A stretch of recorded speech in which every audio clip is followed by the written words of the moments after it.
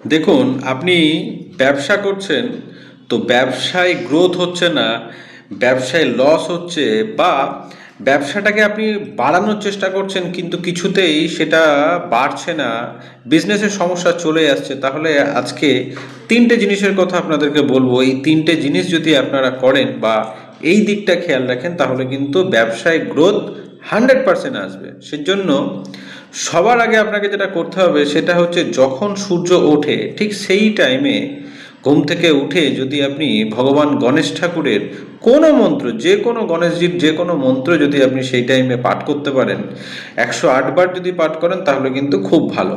আর দ্বিতীয় হচ্ছে, গলায় আপনি গণেশ ঠাকুরের একটা লকেট বা পেন্ডেন্ট আপনি যদি গলায় ধারণ করেন, সেটাও কিন্তু আপনাকে খুব ভালো ফল দেবে।